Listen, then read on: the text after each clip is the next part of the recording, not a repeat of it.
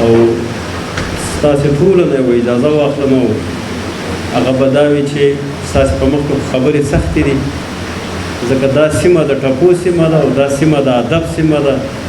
دا سیمه د علم او د هنر او د فرهنګ سیمه ده نو په هغه سیمه کې چې تاسې یاستئ ستاسې په مخ کې به د عاجز بنده نور څه ووایي نو د دوی په اجازه او ستاسې ټولو په اجازه زه لومړی مبارکي ورکوم او مبارکي ولسیار صاحب ته ورکوم ده وویل چې زه د کتاب څښتن شوم نو دې کې هېڅ شک نشته کتاب د زړه په وینو لیکل کېږي او تحقیق او ریسرچ چې دی دا داسې ساده خبره نه ده دا د صابر صاحب خبره ده چې له زړګي چې وینه وڅڅوم باید شي زمانې زمان استان ته خو خیال وکړه نو دا تحقیق دا څېړنه دا ډېره خواري غواړي دویمه خبره دا چې په دې تحقیق یا څېړنه کې یوه نوې موضوع دا نو د سکالر د پی ایچ ډي د زده کوونکي یو جرأت یو فکر غواړي چې دا څنګه نوې یوه موضوع را پیدا کړي او هغه باندې ریسرچ وکړي کله چې دا موضوع ما ولیده ولسیار صاحب ته دفاع کوله د ډیزرټیشن نه نو دا نوې وه او ما ته ډېره جالبه وه نو موږ په دې ریسرچ کې لیدلي دي چې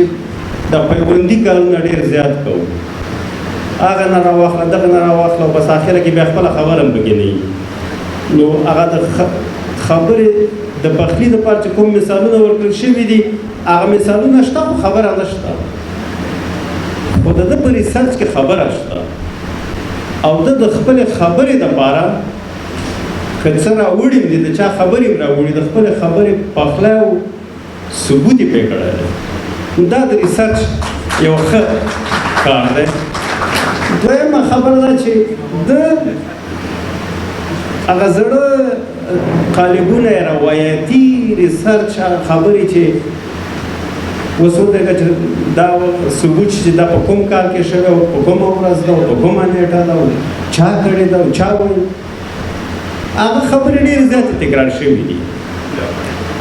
اوس دغه فکر چې په ټپه کې سیاسي شعور لټول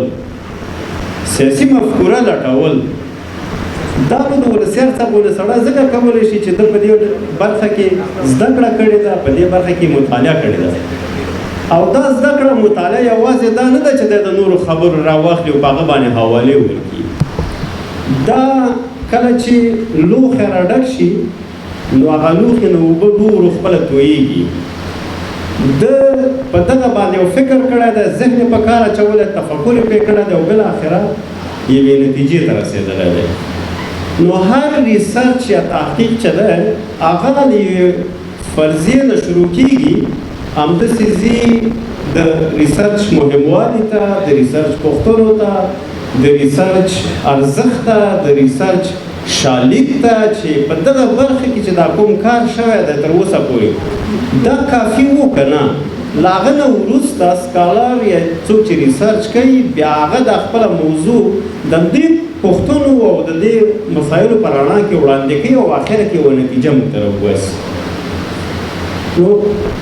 دغه ریسرچ په دغه بنسټ باندې شوی دی چې موږ دا د سیاست خبره چې کله کوو زموږ خلک وایي چې دا د ادب نه یو لرې شی دی ادب هغه دی او سیاست بېل شی دی